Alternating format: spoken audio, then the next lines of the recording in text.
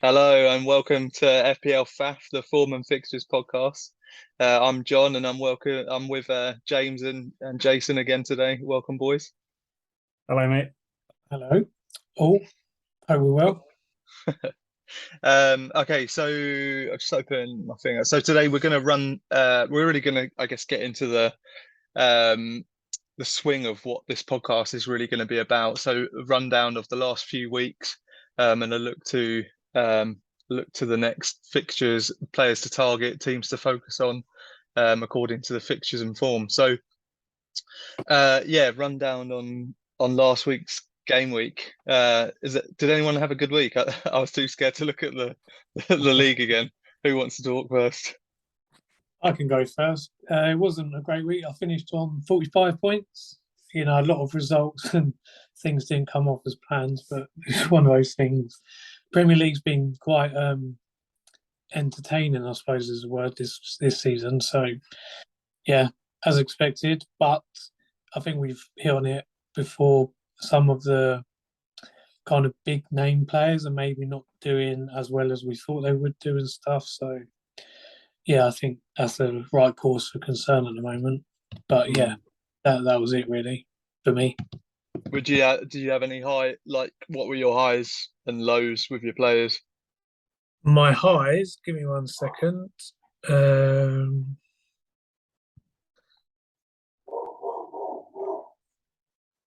Highs really well. Salah did pop up with a return and I captained him, so I got 16 off him. So that was helpful. Zinchenko was 6 points, Martinelli 6, Haaland 6, Jesus 4. And then the rest really didn't do much. But I did have Sanchez and Trippier both on the bench, who both got 8 and 6 points. But Trippier's free kick against City. Well, you do kind of expect Trippier to score a free kick if he gets them, but you didn't really expect that result, I suppose. 3 goals against City as well. So it's just one of those things, isn't it? But you just got to accept it, move on. Yeah. Yeah, I'll try sharing my screen. Oh, disabled. I'll tell you my team. Okay. So I'll just get it up quick so I can remind myself. Yeah, Martinelli as well. Zinchenko came in with returns. Salah, obviously, I didn't captain him though, which bit annoyed about. I think I knew he was the one to captain, but I just couldn't. I couldn't wait till Monday. I just wanted to bank the points and run. So I was very relieved when my Harry Kane that I brought in for Haaland at least got the goal. And then, although he got booked, he got a bonus point. So 12 points for him was all right. I was happy enough with that. And I feel like I got away with one a bit with Salah because we were all expecting him to just smash United, which was, yeah, we'll probably talk about it later, but big shock. Jesus with 4. And then my big win was Andreas Pereira. I know John, I'm pretty sure John's going to tell us about him as well, but just, I was so close to sort of like transferring him out for a hit or something, or maybe not transferring him out, but like doing a different transfer. And I was like, no, home to Brentford, it's a decent enough fixture. He's involved in a lot of Fulham's play. Let's back him and see what he does. And to get an assist and 3 bonus for 8 points was beautiful. So all in all, I think 47 points, which compared to a lot of the kind of semi-professional FPL players, when I've seen their points coming this week, I was like, actually, it's not too bad. That's it. That was actually exactly my point as well. Like, yeah, like my team. I still think like my team looks good on paper. Like, I'm really. I feel like I should be like freaking out right now, like that my team's just doing so badly. But I can't. I'm looking at my team. I'm like, but this is a good team, and and it's not like I just feel like there's no one. Like, okay, so you've got some players this season who are clearly doing very well, but like, are they trustworthy over a long period of time, or over the next couple of fixtures?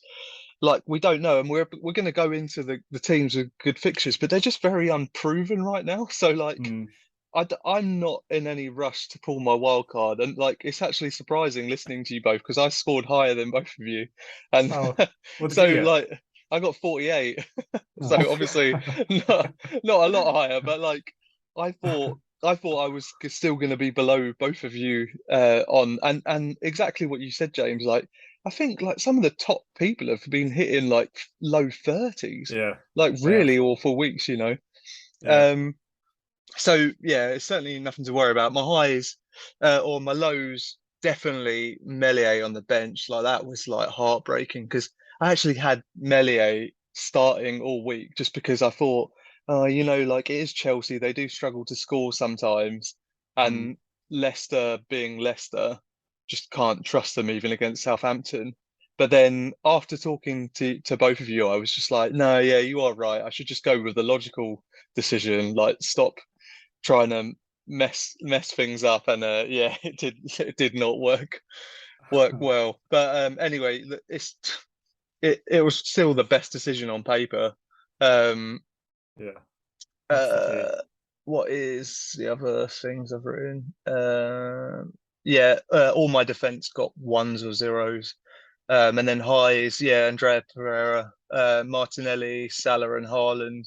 I'm really glad my expensive players are actually scoring goals. Like, even though they Mhm. don't necessarily look like or haven't smashed it yet, like I'm just happy that they've scored goals and got 3 out of 3, both of them. So yeah, Yeah, nice. um, yeah. I mean, moving on to your 3 standout players. So this is more kind of like over the season now, over the last 3 games. Hmm. Um, who are your yeah 3 standout players and 3 players like you'd absolutely avoid? Well, maybe we'll just go through the standout first. Mm. First, yeah, 3 standout players. Jay, Do you want to go first, James? Oh, did you? I'll let you go first because I was thinking about this week. But if it's since the start of the season, I need a bit of time to. I don't know if you're ready. You go if you're ready. Yeah, so Johnny, just to confirm, do you mean that we have in our team or just overall in FPL?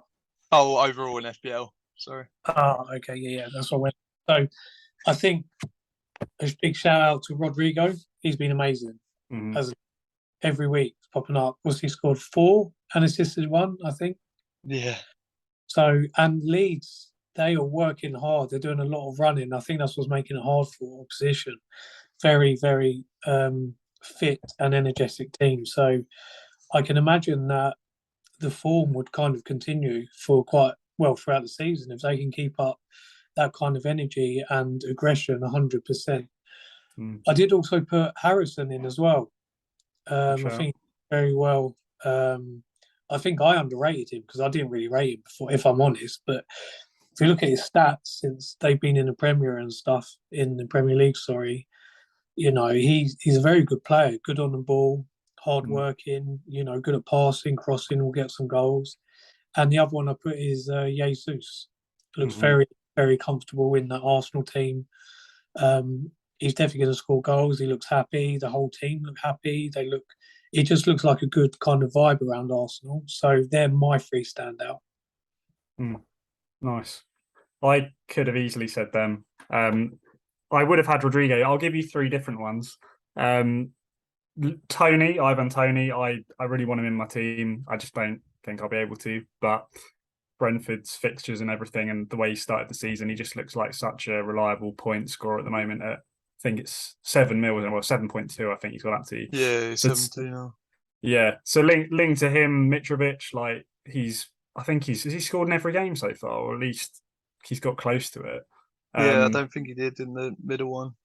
Yeah, okay, but he's got braced, isn't he, against Liverpool? Yeah, so Yeah. three that's out of right. three. So he's got 3 out. Yeah, so he's just proving again. You know, he's reliable for 6.5 mil. He's proving he's a good shout. So he's my one, and then Wilfred Zaha can't be overlooked at the moment as my third. Like the guy is returning for fun, and I don't know. He's the sort of player that will return against anyone. He proves that Anfield. I know Liverpool at the moment have a bit of a dip, but you know if you can go to Anfield and get a return, you can get a return against anyone. And he's such a quality player. Like we all know that if he decides to cut inside and smash one in or skin a defender on his day, he can rinse anyone. So as much as I hate to say that as a Brighton fan, I he can't be ignored, and he's already in my thoughts as to when I might want to try and get him in. So they're my Yeah, 3. I think. Oh, Oh, sorry, go on. Jay. No, go on, mate. I was going to say with Wilf, as you said, on his day he's phenomenal. Off his day, he's definitely not. But he's looking very lively. It helps with Eze being back. Eze's very fit now, looking very good and creative. That link up they have, and even Jeff Schluck is actually helping out in that midfield now. So Wilf, he will definitely get quite a few this season, I think.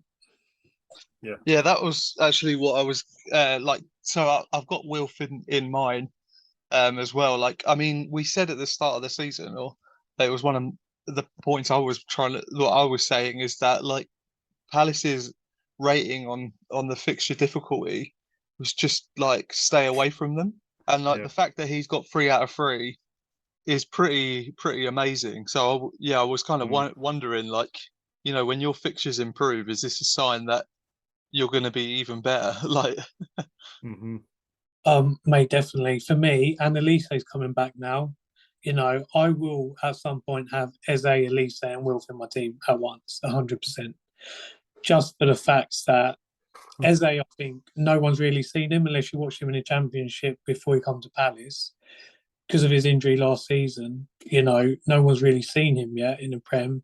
But he's just, if anyone watched Palace last week, he was ridiculous. And Elise is just one of these phenomenal players. He probably won't be with us next summer. He will be at top 4 next summer. I'm almost guaranteed, certain. Sorry, that dude's just ridiculous. Everything he does, you can't get near him. His passing, crossing, free kicks, set pieces, corners. He just creates. He's a class. I love Elise so much. But yeah, that's just want to just see me. him fit, don't we? Yeah, that's the thing. I just want all 3 of them because we've never had Yeah, all fit in the same team playing together. I just want that. I just want a few weeks of them all starting, all fit in a row, and we'll just see what happens with those 3. I'm just loving it. So yeah. Yeah, well, I got so definitely Wilf in there, and then I've tied in Rodrigo and Harrison already, and I'd just like to point out, I think this was like our first FPL FAF tip. Like we both, well, I mean, I said at the start of the season I had Harrison in my team a lot of it, and then I took him out, and then right before the start of the season was saying about Rodrigo. So this podcast tipped this. It was going to happen, and it's happened. I would say as well, like just on what Jason said about Harrison, like I think he's like phenomenal. Like last, I mean, I don't know, I didn't see a great deal of him last season, but his first season in the Prem, he was just so like boisterous down the line, and he just loves getting his shot away as well. I think he's just a really really fun player. He's on set pieces as well, isn't he? Yeah, and I think like both of them, but probably especially Harrison, has really loved stepping into like, okay, there's no more Rafinha, there's no more big boy. Like we're happy to take on the mantle. It also just feels a lot more just like a team, just a all-round team now rather than. I mean, the squad depth's been added to massively too. And then my third one is just Gundogan. Like I think, like I just can't. I just feel like he just looks so dangerous, man. Like it's not just because he scored on like every single cross that went in from City, and they play a lot of like crosses from deep when they do put them in. Every single one was played to Gundogan and not Haaland, and like like they're pretty inch perfect, so they must be doing it for a reason. So I just think like that gives Gundogan a lot more danger, and also like he's just always in the box, man. Like as soon as the ball starts getting near the box, he's making the run in there.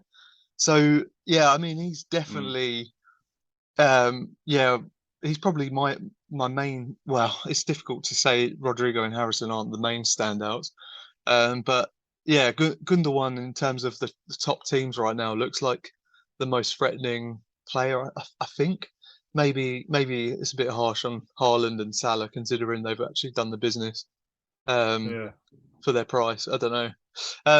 That's interesting. I don't know if you guys got any thoughts on that or anyone we've missed as well that you just fancy throwing out there. I'm definitely bringing in Gundogan soon, 100%. he's pretty much now down that spot. I think. I know he'll still be Mm. rotated a bit, but as you said, he just gets in the places. Last season, I think he had a couple months where he was just banging in goals for fun. He's such a good player, pretty cheap as well, and he's going to get a return. Mm. So I agree with you there. And Harrison, we mentioned it, is a very good player, to be honest. And Yeah. Martinelli's deserves a shout as well. Just Oh yeah, but of for his course. price and the way he's just been attacking so well, worth a mention. Yeah, like I do think with Martinelli, it is more his price, isn't it? Like because he's consistently Yeah. returning, but like his price is amazing.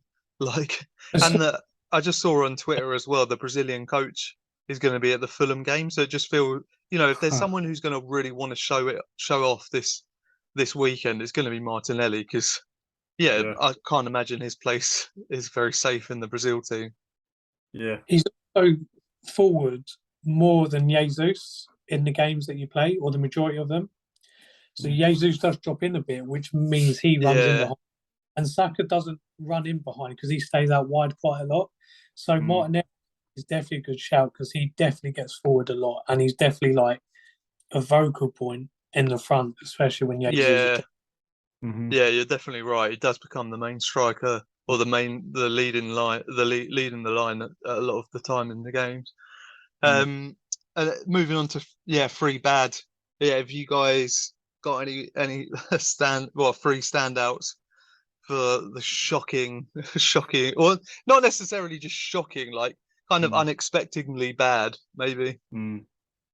I put Son, Mount, and Havertz. So Havertz, man, yeah.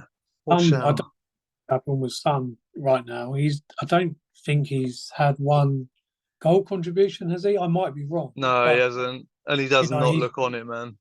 No, and then Mount, Chelsea. Well, like me and you, John, we speak a lot with mates about Chelsea on different chats, and they don't have a striker. Sterling was never going to be their 9 who's going to solve goal scoring issues. He will get goals. He's not going to get you. He's not a centre forward. He's not a 9. Sterling's better on the wing. And Havertz, he's not a 9. And Mount's just not doing anything. None of them are really. They're not. I don't but they're, Chelsea going forward, bar their defenders, are horrific at the moment. They're the bad. Who were your 3? Sorry, Son, Havertz, and Mount. Mount. Mount. Oh yeah, another one.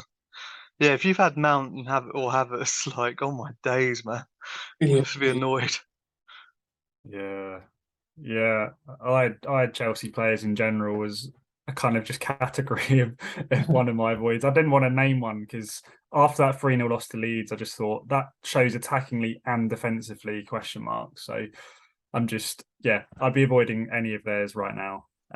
So that was one, I guess, in a nutshell. All tied into one. All 3, or as in like that's. I couldn't pick one, so that's one of my 3. And then the other 2, I'll be more specific on the other 2. As we were talking, I actually think it's worth mentioning Saka because I saw the stats for his expected returns. It's funny you say that because I've got them sitting in front of me as well. Have you? I mean, you could tell us what the stats are if you like, John, while I mention them. Yeah, I mean, like having Saka in my team and saying what I was saying last week. I mean, considering the Bournemouth game, I think Arsenal made Bournemouth look like the Bournemouth team that everyone thought they'd be when they come up. Like, they looked awful against us. They just couldn't do anything. Like, they had a bit of energy in the first 10 minutes as well, and that disappeared pretty quickly.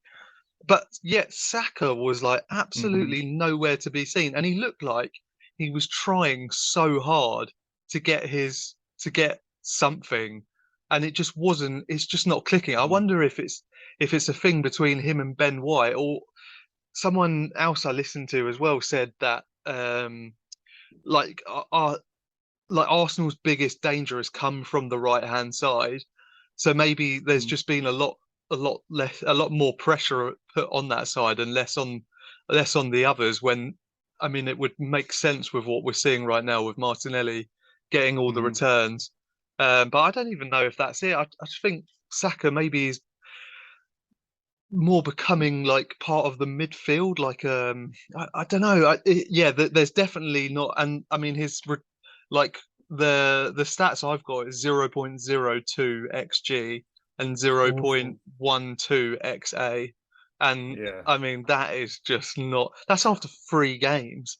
So like, yeah, it's going to take him. It's going to take him 10 games before he gets an assist at this rate. Like, yeah. not even more than that, isn't it? But so yeah, like Saka's Uh, actually already gone from my team. oh, right, fair. But yeah, I'll tell you guys later, which was really difficult decision because Fulham, I feel like is a good game, but going on the stats and what I've seen, I'm like, no, you can't you can't do this any longer. Like, yeah, Yeah, yeah, yeah. Sasaka, I think. Yeah, just for 8 mil, he's.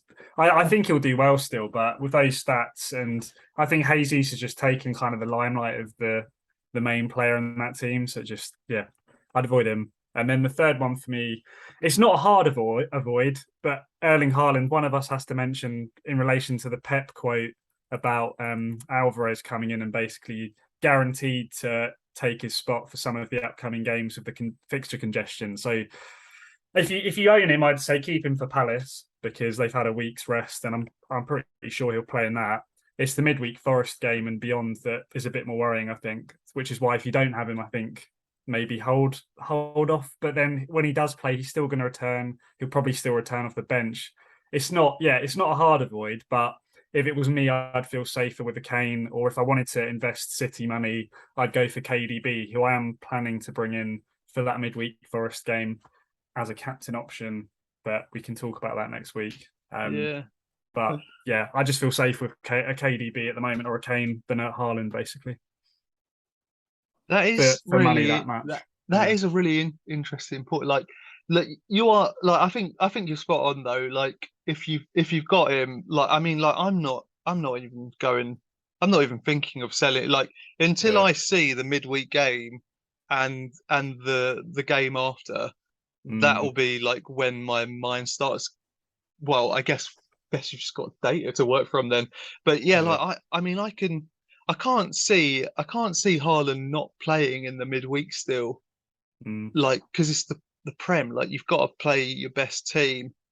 He's, But you definitely are limited on minutes. Sorry, mate.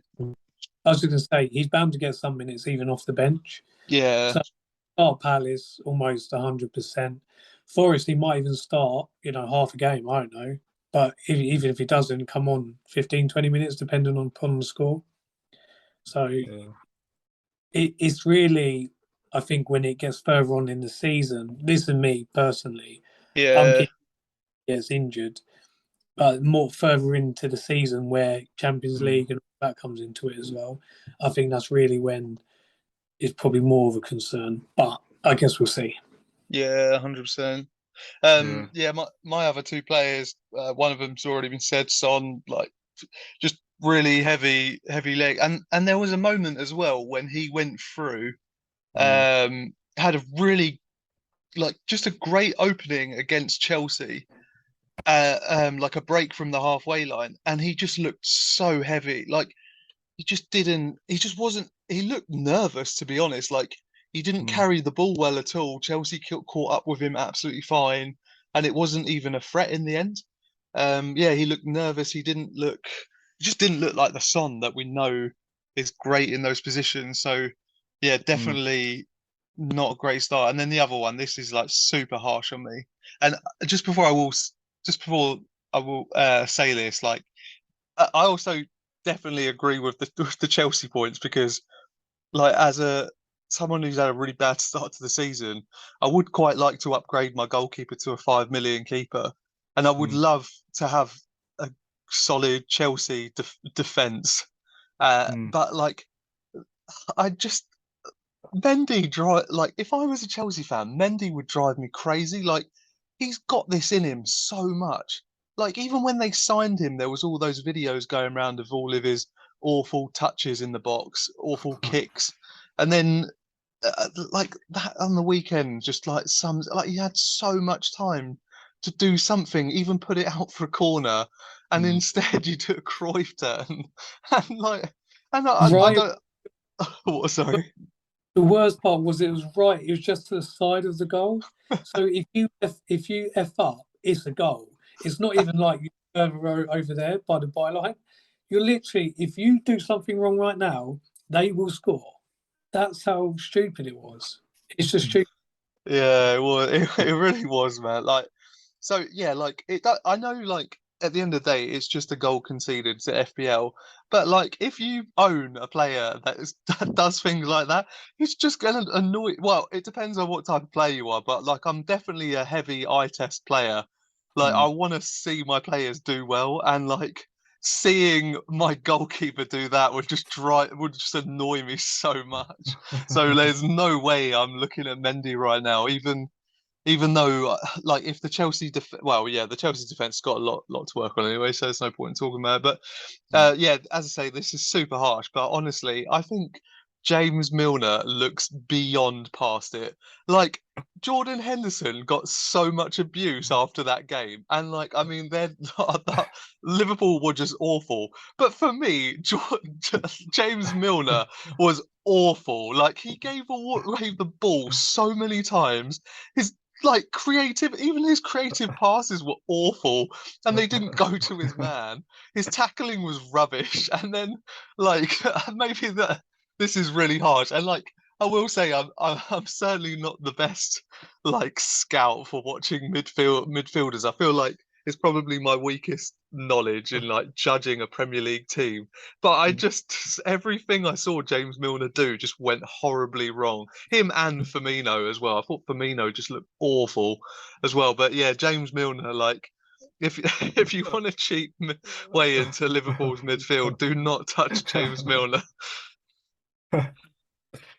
Oh, I'll be interested to know what you guys. Do you think it's the midfield that's laying down Liverpool at the moment with the performances? Jay, Yeah, I was going to say, right, I've studied. I think I've watched every one of their games this season, plus their preseason. Right, their their their high line. This to me personally, I think is the issue. Right, they are so high. Like, let's go with Palace. Right, we played 5-4-1, flat 5-4-1. We knew they were going to press, but Van Dijk and everyone were literally pretty much in our half, and we just played Wilf up front as the outlet. Right. Wilf is faster than every one of those defensive players. So all we had to do was to get one ball through to Wilf and he would have scored. And there's literally what happened. Not let alone Eze was put through and missed a 1-on-1, but that was given offside. And Wilf later on also did miss a 1-on-1. Like, I think it's their high line against United again. They had such a high line they couldn't cope with Rashford's pace. Who else was there? Elanga terrorised Trent. yeah, he did. So high, it's unreal. Van Dijk looks like Van Dijk from Wish. He doesn't look like good Van Dijk. Trent, we know what he can do going forward in that. Defensively, he's all right at best. But Robertson doesn't look great. And then, they had Nat Phillips. Who else did they place there? Gomez. Gomez actually has some pace, but even he couldn't really handle with Elanga and Rashford. Personally, I think it's really their high line. It's just too high. They need to take, 10, 15 yards back and, be more solid at the back. They will create, regardless of how they're playing, because of the team that they are and the players they have.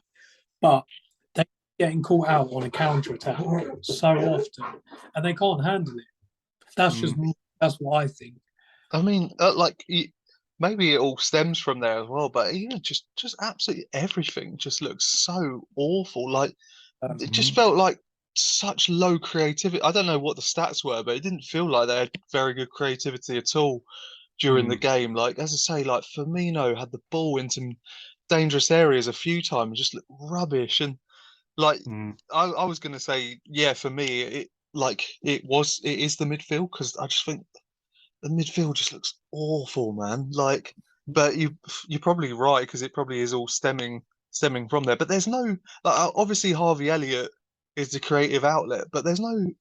He's a very young guy to just come Yeah. in from what was he at Blackburn last season? It's just a lot of demanded on him, isn't it? Like, surely they've got to sign someone, because they can't have that for the rest of the season. I suppose Fabinho's back as well, He but is back. Yeah.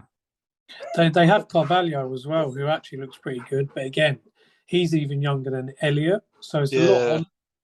But I'd say those two looked two of the better players. Elliot started, Mm. that Carvalho come on, but they do need, a kind of experienced, creative midfielder. They do. They need that Coutinho. What they used to have. They really need him. yeah. I mean, the longer it Mm. goes on, the more we're just going to have to sell our assets as well. Well, I I suppose know. we'll come to that when we get there. But yeah, Yeah. it's not looking like a fun start. Especially you both have got No. three. You started with three Liverpool, didn't you? Yeah. Yeah, Trent, Diaz, and Salah. Yeah. Mm. So have you still got your three? Have you all still want them? Yeah. Yes. Just for Yeah. Bournemouth at home, at Oh, least. of Well, course. Yeah, Bournemouth. Oh, Yeah, yeah, yeah. It's the perfect game for them, isn't it? yeah. yeah. If they do anything, they're all going. I'm saving up for transfers for next week. If Salah Um. does, Oh, sorry. Yeah. Okay, shall we? Yeah, we'll race through the final bit. So, really, just teams with good fixtures. I mean, I don't know if you guys want to add to this, but there's three real standouts, which is Brentford, Brighton, Leeds. Yeah. They've been talked about a lot on by FPL community, and the Hmm. players for them. I wrote something here. Oh yeah, I guess the thing. So like Brentford and Leeds don't necessarily, and James obviously being a Brighton fan, you can fill us in a bit more. But Yeah. like, I don't really, I feel quite safe with Leeds and Brentford because they're quite boisterous teams, like quite rampant. Um, Mm. and I feel like there's specific players that you can trust there. When with Brighton, like you did win 2-0 against what sounded to be a poor West Ham team, but Mm. you scored from your only two shots on target. And I guess Mm. where that scares me is that you're quite famous for having a lot of shots on target before you score, and it feels like oh maybe it was a bit like just happened to be the first time in Yeah. 3 seasons where you've actually been prolific. Like, Yeah. how good are Brighton? Because also Gross Mm. and the third, he's actually like heading up. He's like right at the top of all the stats on yeah, like chances Yeah. created, scoring. So yeah, I mean, are Brighton gonna keep it up? Do you in a court like would you? Yeah, you. Yeah. I think we will. I think we're a team that often spreads the goals around a bit.